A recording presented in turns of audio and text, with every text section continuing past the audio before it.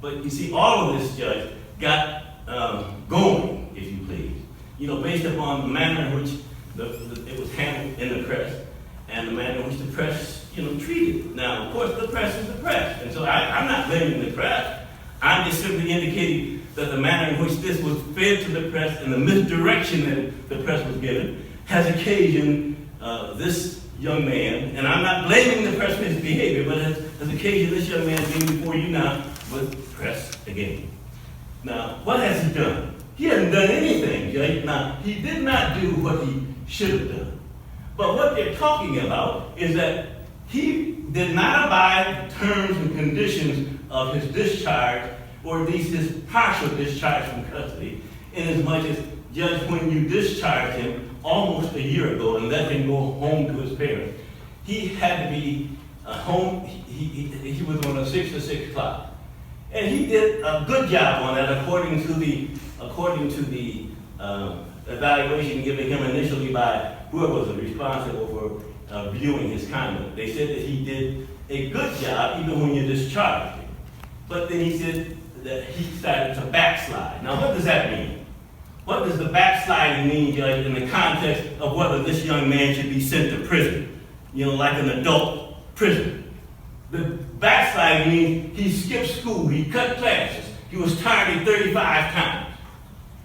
That's what it is. Now, if you are thinking in terms of punishing him as an adult because he skipped school, he was targeted from classes, and he was rude and impudent to some of the supervisory people, well then, Judge, that would not be fair. That would be manifestly unfair. Now, you know his home circumstances and situation, and it was not, and his criminal guidance has not been ideal. And you see, so you can't blame him for what his parents failed to do for him and give to him. He's responding, Judge, to the challenges of the day, and he had been behaving in a manner that one would be considered expected to behave, coming perhaps from that environment. Now, I'm not condemning the parents, but I know that the constraints that were imposed upon him by his parents were not strict enough. You know that, and I know that. But you see, he's also just like a victim of poor parenting. Now, if he's going to go to prison, Judge, and you're going to send him to prison because he skipped school, and on a case that has a guideline that he's already done. He's already done, Judge, a year in prison. The guidelines don't require that, don't call for that. And so I'm suggesting, Judge, that if you let the time that he's done, you let that be. And I'm sure that he will consider any and everything that you say, all the admonitions that you give to him this time. He's learning as he goes, Judge. He's still a kid. And he hasn't gone out and robbed the store. He hasn't done anything but skip school and have a tough one that he apparently wasn't supposed to have. That's not worth sending this young man to prison and keeping him on that road, Judge, so that he won't have an opportunity to become rehabilitated. Now, the good thing about what this report says is that when he was in school, his behavior was exemplary. His academic achievements were excellent. And so he has the potential, Judge, to become an outstanding citizen of this community if you give him a further chance. I'm not begging, Judge, for him to be given a chance that he hasn't earned or he doesn't deserve. He does deserve a chance, Judge, another chance. And I thank you, Judge. I thank you for having given him the opportunity to at least enjoy the freedom that he had during the interim. You didn't have to do that, but you did. And even though he did not comply to the letter of what you would have expected him to do, or any of us would have expected him to do in terms of his overall behavior, yet he has not done anything so significant as to warrant you, after all the time that he's done in detention, to send him back to prison or back to jail. I think, Judge, and I'm prepared to leave it to you and your conscience, Judge. I'm satisfied with the way you viewed this case up to now, and I have to be satisfied with the way you view it at this point. Okay, thank you. On probation for 5 years.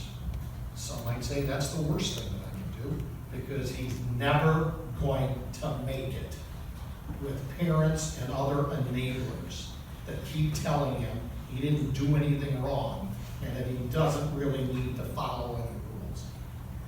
So he's 99 to 1 on the tote board of making it through probation. It's 100 to 1 on the tote board of making it through probation, which means it's a segue to prison. So it's down to this. Does he go to prison now, or does he go to prison later? You see, the in-between has been taken away. The in-between was a year in the county jail. He's done that already. And he hasn't learned a doggone thing. Because to be honest with you, most of the jail time was before I let him out. How in the world anybody could think this young man was responsible enough and trustable enough to have a cell phone after the lecture that I gave him?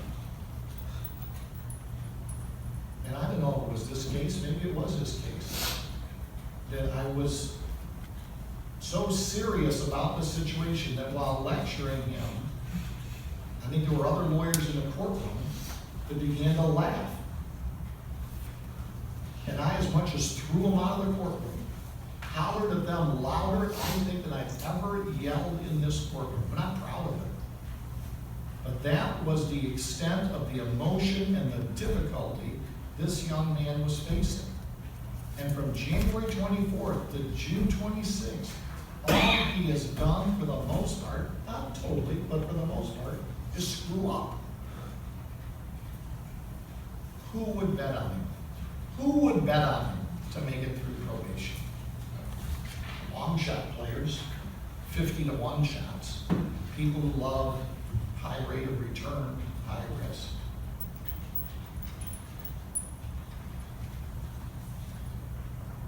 There have been mistakes aplenty in this case. Mistakes by the kid, mistakes by the parents, maybe mistakes by this judge not simply saying, I'm not doing this. Maybe it was a mistake to give him a chance. I sort of wish now, a year ago, he would have gone to George Jr. I wish he would have gone. Maybe he'd be a lot better off right now.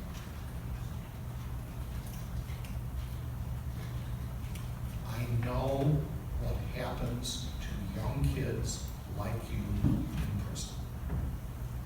I know what happens.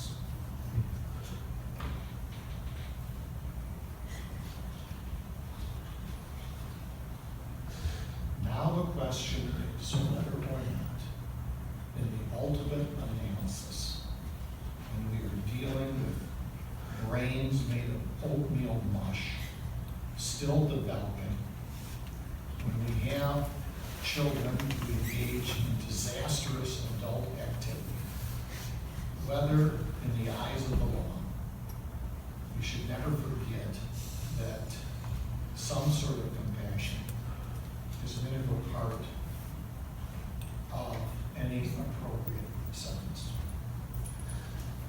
In a sense, though never forgotten, what he did to get himself into the courtroom has some distance now. But what he has done to get himself back in the courtroom is all his fault. I have little confidence that he's going to be able to live up to any sort of probationary sentence. I have little confidence that his parents are going to be able to properly guide him. I have little confidence that he is going to be able to self-propel, internalize what he's done wrong, both involving the crime and since the crime. I have little confidence in any of it. But I guess one last time, you can call me a long shot player.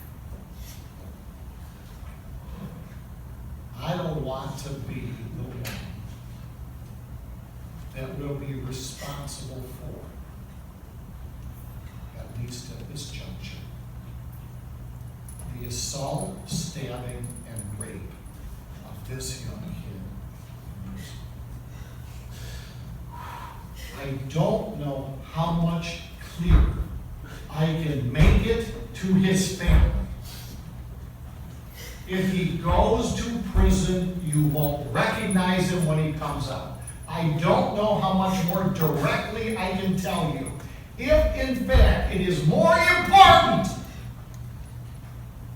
for him to have a cell phone, if it is more important for him to come and go and get kicked out of school, if it is more important that he have those things rather than scars on his face and scars on his brain that will never heal, if it is more important to you to allow that to happen, then you're far less the parents that the low esteem I held you in to begin with would indicate.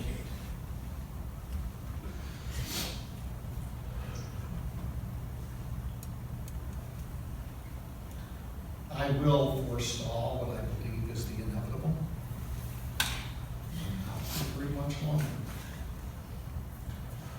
It is the judgment sentence that you be placed on a 5-year term of probation, terms and conditions, an order of probation to apply, including 1 year in the county jail with credit for 340 days.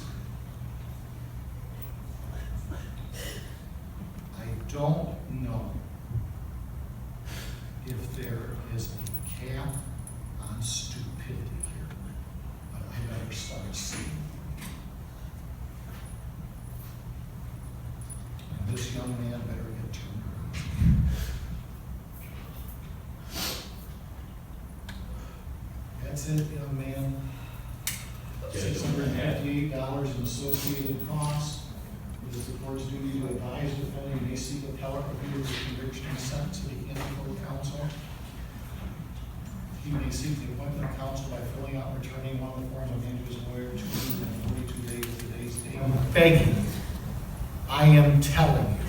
I am ordering you. I am beseeching you. You have tied my hands where there aren't many choices left. Don't make me beg one more choice. Okay, good luck to you. Thank you.